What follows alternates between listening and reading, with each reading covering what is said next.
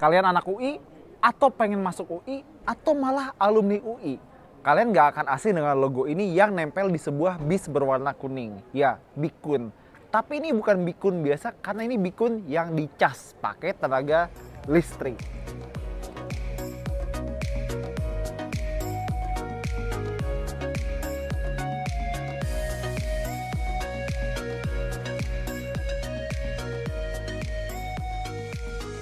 Ya, jadi ini dia si Bikun listrik ya. Kalau anak UI pasti terkenal dengan bis kuning alias Bikun. Nah, ini versi listriknya. Tapi ini masih prototype, jadi belum warawiri di sekitaran kampus ya. Dan kalau kalian penasaran, ini adalah mereknya MAB, mobil anak bangsa. Konon itu adalah merek yang dalam tanda kutip dimiliki atau dibantu oleh salah satu petinggi di negara ini, dan mobilnya datang dari Kudus, dari area Kudus ya. Dan emang bentuknya kotak banget, fascia-nya hitam, dan dia pakai lampu depan LED. Dan baterainya total ada 9 biji. Dan kalau kata orang-orang di sini, total dari 9 baterai itu beratnya bisa 1,6 ton. Jadi bayangin kayak mobil-mobil misalnya kayak Jazz, Yaris, Swift itu mobil-mobil anak UI lah. Mobil-mobil anak UI itu kalah berat sama baterainya dari bus ini. Baterai memang berat ya. Dan sebelum kita lanjut ke bagian samping, gue coba pengen ngingetin kalau kita Autolet Max pernah bahas bus MAB di sebelah situ. Waktu itu pameran di JCC dan bus itu warna biru, tapi peruntukannya beda. Kalau ini kan bus kampus, itu bus yang penggunanya lebih general, bener-bener buat transportasi umum. Makanya nanti ada beberapa perbedaan yang bakal kita lihat sama-sama. Dia ada spion dan satu spion cembung di sebelah situ, biar supir bisa mantau sebelah sana. BTW, sebelum lanjut lebih jauh, gue baru sadar sesuatu tentang lampunya. Lampu ini terutama. Jadi buat yang belum tahu, gue kan baru beli motor Kawasaki W175 ya, dan gue ganti lampu pakai Daymaker. Ini tuh mirip banget. Jadi cincin LED-nya, terus model proyektor itu mirip banget lampu Daymaker custom buat motor-motor kayak W175, XSR155, dan motor-motor custom lainnya.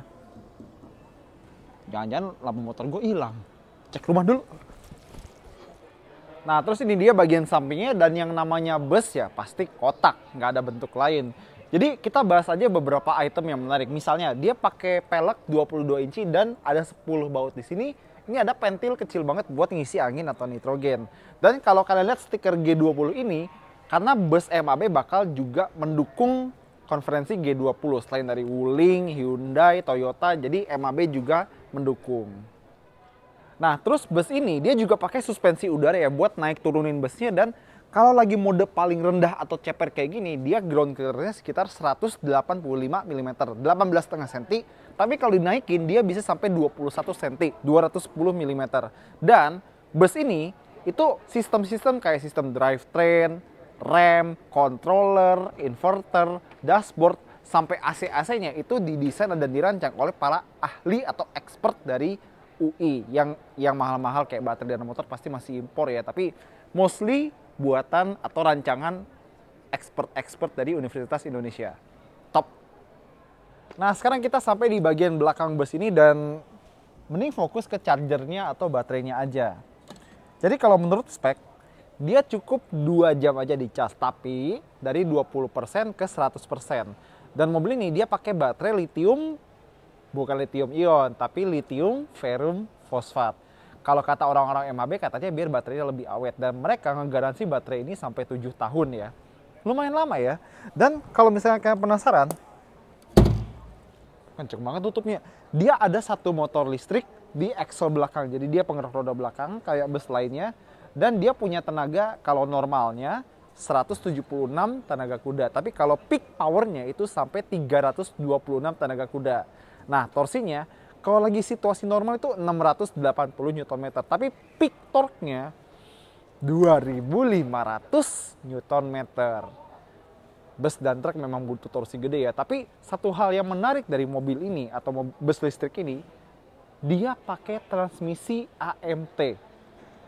Nah, jujur ini menarik. Kenapa? Karena mobil listrik, hampir semua mobil listrik, taruhlah kayak misalnya Hyundai Ioniq 5, terus Nissan Leaf, Nissan Ariya, Honda i, Toyota BZ4X, Subaru Solterra, mereka nggak ada yang pakai transmisi, karena semua mobil listrik emang nggak butuh transmisi. RPM motor listrik aja udah tinggi buat memenuhi segala kebutuhan kehidupan sehari-hari. Tapi mobil ini dia pakai transmisi. Nah, gua tanya sama orang-orang MAB terutama engineer ya, kenapa? Kenapa lu pakaiin transmisi ke bus ini? Alasannya adalah buat kondisi emergency. Jadi begini, misalnya bus ini ngelewatin jalan yang nggak rata, misalnya ada polisi tidur atau gejulugan yang bikin dia tiba-tiba shock gitu mobilnya, biar dia bisa lolos dari gejuglan itu tanpa harus bikin sistemnya error. Jadi mereka ambil sebuah case atau kasus dari bus transportasi umum yang tiba-tiba nyangkut di perlintasan kereta api dan supirnya tuh main kick down aja dan sistemnya langsung ngebaca kalau ini wah ini lagi error, pintu darurat semua kebuka. Jadi kan itu nggak benar ya. Makanya pakai transmisi biar kalau misalnya ada jalan yang nggak rata, dia bisa lolos dengan cara shifting ke gigi yang lebih rendah dan menaikkan phase motornya. Jadi ini motor listrik kayak bisa 3 phase, 6 phase, dan 9 phase atau 3 fase, 6 fase, dan 9 fase. Engineer Indonesia tuh top. Nah, sekarang kita mau masuk, tapi sebelum kita masuk, kalau ingat video bus MAB warna biru yang pernah kita bahas, dia kan ada rem buat pengguna atau penumpang yang pakai kursi roda biar masuknya mudah. Nah, yang ini belum ada, tapi mungkin ya cuma rem doang, seberapa susah sih, kan tinggal nambah kalau misalnya memang dibutuhkan. Tapi sekarang langsung kita masuk aja. Dan bus ini dia bisa muat 64 orang kalau kondisi penuh. Ya ada yang duduk, ada yang berdiri, dan 64 orang itu termasuk supir ya. Dan kalau kalian penasaran baterainya, ayo kita masuk dan lihat. Jadi dia total ada 9 baterai yang gue bilang 1,6 ton tadi. 2 di sini, 1, 2, dan 3 atau sisanya itu ada di belakang. Nah, jadi tepat setelah tangga ini, 1, 2, 3, 4. Ini ada kotak bukaan kecil, ini baterai ke-3. Nah, terus tadi kan udah 3, sisanya mana? Ada 3 lagi di sini, sama 3 lagi persis di seberangnya. Jadi 2 depan, 7 di sebelah sini. Dan namanya bus ya, dia pasti ada gagang buat misalnya buat yang berdiri, handle buat yang berdiri, ada tempat duduk, dan ada sabuk pengaman 2 titik. Ini dia tempat duduknya model kayak kijang super jadul ya, jadi ngadep berhadap-hadapan. Dan ada juga yang di sebelah sini kalau misalnya pengen ribut di belakang. Kan biasanya kalau karya wisata yang duduk di belakang tuh paling ribut ya. Dan untuk beberapa kenyamanan ya, mobil ini atau bus ini dia juga punya speaker, punya lampu, dan pastinya biar adem dia juga punya AC. AC-nya ada di atas dan pastinya dia pakai inverter buat convert tenaga dari aki ya. Mobil ini masih pakai aki, tapi akinya kalau mobil biasa kan pakai aki 12 volt, ini dia pakai 24 volt. Terus ada inverter buat bisa menghidupkan AC ini. Katanya daya AC lumayan besar, jadi kalau antara bus ini pakai AC dan nggak pakai AC, itu jarak tempuhnya bisa sangat berbeda. Jadi mobil ini udah dites dan saat full muatan, jarak tempuhnya itu saat baterai penuh bisa 200 km-an. Tapi saat muatannya dikurangi dan nyetirnya bisa diirit-irit, bisa 320 km. Itu range yang lumayan bagus buat sebuah mobil yang kalau lagi penuh bisa 13 ton ini. Nah, sekarang kita coba dulu di bangku supir ya. Dan seperti yang kalian bisa lihat di bagian bawah itu ada kayak akordeon. Karena dia udah pakai jok bersuspensi kayak bus atau truk lainnya. Kita pernah coba Mercedes-Benz Axor dan Actros. Dia juga punya sistem seperti ini. Dan kita bisa lihat kalau beberapa komponen mobil ini kayak perintilan-perintilan yang kalau dibikin sendiri tuh bakal mahal, mereka impor sendiri dari Tiongkok. Contoh, di rem tangannya kita bisa lihat ada Hance atau aksara Tiongkok di rem tangannya. Yang buat driving sama parking ini kalau kalian lihat itu ada. Nah, dia pakai setir yang besar sebagaimana bus pada umumnya, tapi sama sekali nggak ada logo MAB di sini. Adanya logo UI. Sama dia pakai speedometer yang kombinasi antara jarum analog dan ada layar di tengah, tapi maaf banget kita nggak bisa nyalain ya karena kita nggak megang kuncinya. Dan di sebelah kiri sama kanannya itu ada switch buat kayak AC, terus lampu-lampu LED, bahkan ada switch buat emergency. Mungkin yang warna merah ini emergency ya. Dan di tuas sebelah kiri ini ada buat hazard, lampu, sama sen. Nah, yang sebelah kanan itu buat wiper. Sama ada kayak head unit aftermarket di sebelah sini, dan gue curiga dia bisa integrated ke kamera. Karena kalau kalian lihat, bus ini nggak punya kaca belakang, jadi kalau buat ngeliat belakang, harusnya ada kamera di belakang sana, biar supir bisa mantau ada apa di belakang bus. Cukup penting karena, lagi-lagi mobil ini besar dan nggak punya kaca belakang.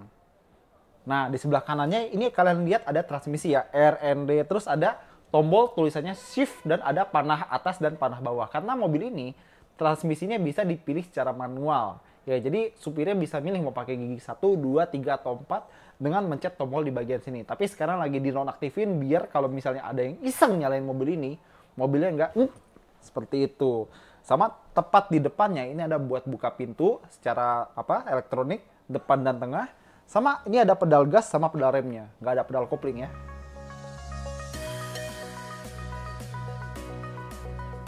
Nah, jadi kalau misalnya bikin konten otomotif, itu salah satu hal yang paling menyenangkan adalah bisa ngobrol sama orang yang bikin atau terlibat dalam engineering mobilnya. Nah, sekarang kita udah ada orang yang bikin chassis si bus MAB Bikun ini. Namanya Mas siapa, Mas? Deka Daniawan sebagai chassis engineer PT Mobil Anak Bangsa. Nah, panggilannya Mas Deka. Ya. Oke, Mas Deka. Jadi, Mas Deka yang bikin chassisnya kira-kira butuh berapa lama buat mengengineer chassis si Bikun listrik ini? Saya dengan tim membuat chassis tersebut dari tahun 2021 awal, tepatnya bulan Januari. Setelah didesain, didevelop, bahkan dihitung dengan finite element untuk mengetahui kekuatan chassis tersebut, gimana kerigidannya itu. Setelah desain final dibikin di pabrik kami di Demak selama sekitar 4 bulan. Di sekitar akhir April kita selesai chassis bus MD12E tersebut. Oke, jadi kita udah tahu nama bus ini adalah resminya MD12E ya. Low entry, LE. LE low entry. MD12E LE. Ya. Jadi chassisnya dibuat sejak Januari 2021 dan sekarang bulan Juli 2022 udah bisa dipamerkan. Jadi kurang lebih 1,5 tahun. Nah, jadi dibandingkan dengan bus biasa ya yang memiliki mesin internal combustion, ya biasanya diesel ya dan ditaruh di belakang. Mobil ini kan pakai motor listrik, 1 di axle belakang dan 9 pack baterai ya, 9 pack baterai. Nah, apa aja bagian yang diperkuat dari chassis untuk bisa menerima bobot yang lebih berat? Karena seperti kita tahu, mobil dengan ICE atau internal combustion engine, mesin bakar, biasanya punya bobot yang lebih ringan daripada mobil listrik. Jadi di mana aja yang diperkuat? Diperkuat terutama di bagian axle.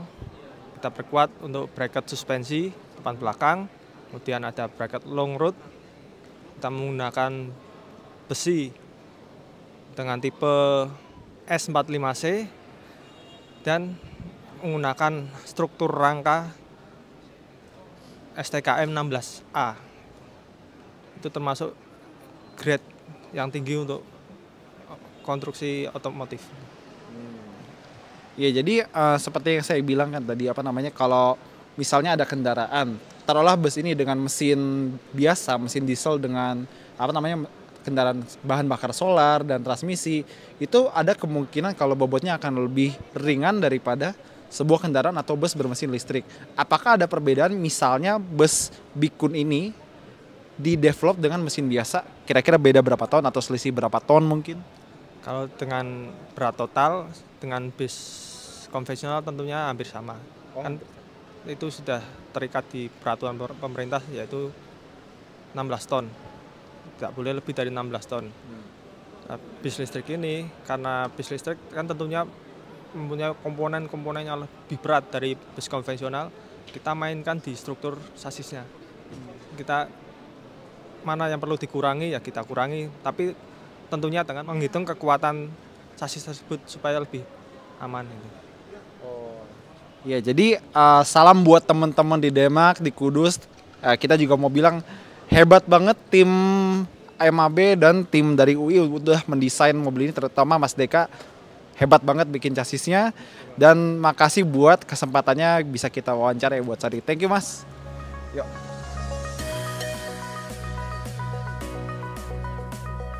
Nah, buat kalian yang masih ragu kalau ini cuma marketing exercise doang nih, kagak. Udah ada yang mesen. Jadi sekarang udah ada sama gua Mas Jaka, marketing manager dari MAB ya. Apa kabar, Mas? Alhamdulillah baik. Yo, jadi Mas Jaka, tadi kan kita udah ngobrol nih. Boleh tolong diceritakan siapa aja dan dari mana aja yang udah memesan kendaraan-kendaraan listrik dari MAB. Oke, sebelumnya terima kasih. Yang jelas tadi sudah seperti disampaikan ya, MAB ini bukan sekedar isapan jempol belaka, kita sudah banyak dibeli dan dibeli oleh perusahaan-perusahaan besar nasional maupun luar negeri. Yang pertama beli kita itu adalah PT Python Energy. Yang kedua beli kita itu adalah PT Riau Andalan Pulp and Paper (RAPP). Yang ketiga beli kita adalah PT Kideko Jaya Agung. Selanjutnya yang keempat membeli kita itu adalah PT Bukit Asam. Yang selanjutnya membeli ke kita itu adalah PT Kaltim Parna Industri pabrik amonia. Selanjutnya ada lagi yang membeli ke kita itu adalah PT Chandra Asri Petrochemical. Yang terakhir dan sejarah di Indonesia, perusahaan manufaktur bus listrik nasional sudah berhasil dibeli oleh LKPP oleh pemerintah Kota Semarang.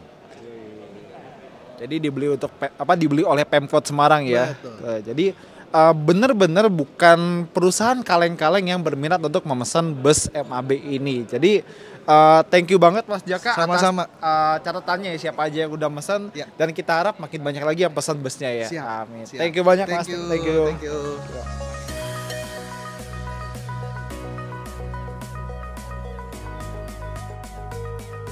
Nah, jadi kalau kalian ke PEVS ini ya, Perklindo Electric Vehicle Show ini, MAB ada bikun listrik tadi, ada juga truk sampah bertenaga listrik, dan ada ini. Ini kayak sebuah pot, sebuah kapsul buat transportasi jarak dekat.